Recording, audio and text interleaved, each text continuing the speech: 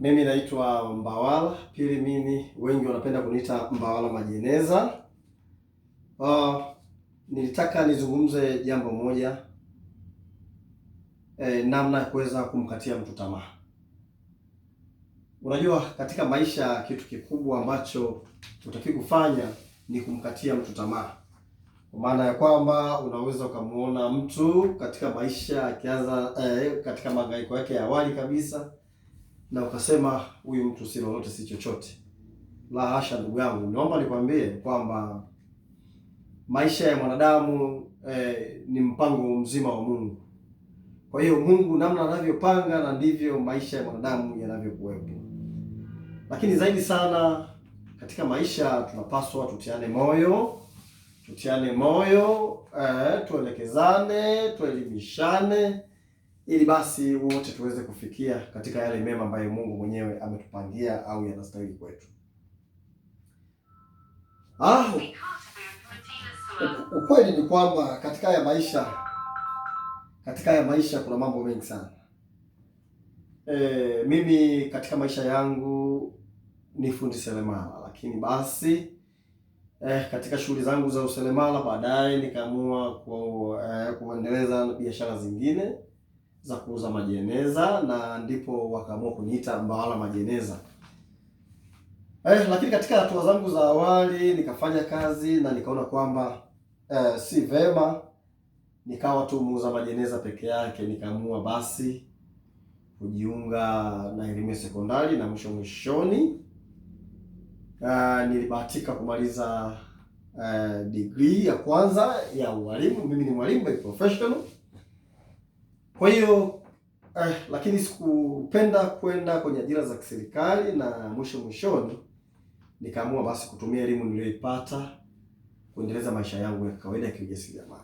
Na kama unavyoona kwa sasa basi nafanya kazi kwa ustadi kabisa, na natengeneza sofa za kisasa, natengeneza majeneza ya kisasa, lakini pia tunafanya biashara ya kuuza bidhaa za ujenzi. Tuna duka la vifaa vya ujenzi na mimi ndio mkurugenzi wa hii taasisi. Kwa hiyo ninachotaka kusema, kama wazo langu nilivyolisema mwanzo, usimkatie mtu yoyote tamaa. Labda ukaona kwamba wewe ni zaidi ya watu wengine wote duniani. Hapana. Mtu yoyote unapokuwa naye muombee mema, muombee mema mengi, lakini pia zaidi sana tutoe ushauri chanya kwa watu wengine, ili uweze kupiga hatua ambazo basi Mungu mwenyewe amepanga zimfikie kila mmoja wetu. Lakini vijana wengi wanaharibikiwa kwa maisha ya sasa, kwa sababu wengi wanapenda maendeleo ya haraka, jambo ambalo linawapelekea wengine hata kupoteza maisha, kwa sababu wanaingia kwenye tamaa ambazo si za msingi, na mwishoni basi wanaingia kwenye tabia za kipumbavu kama wizi na mambo mengine mengi ambayo yastahili katika jamii zetu, na pia hata Mungu mwenyewe hapendi. Mimi huwa nasema lazima tuweze kuwa washindi, lakini unapozungumza ushindi lazima ugawanye katika vipengele mbalimbali ya ushindi, umeona. Lakini katika ushindi huu ambao ninaotaka kuzungumzia, kwanza kabisa nizungumzie ushindi dhidi ya mazungumzo maovu. Ili sisi maisha yetu yaweze kwenda, lazima tuukimbie uovu. Lakini kama unakuta watu wanaongelea mambo maovu na wewe ukajiunga katika lile kundi la kuongelea mambo maovu, hatimaye usitegemee utapata kitu kilichokuwa chema katika maisha sahihi ya mwanadamu. Lakini hapo unaweza tuongozwe na kitabu cha Waefeso sura ya 6 mstari wa 5 hadi wa 7, ambao wenyewe unasema, endapo daima unalalamikia kitu fulani,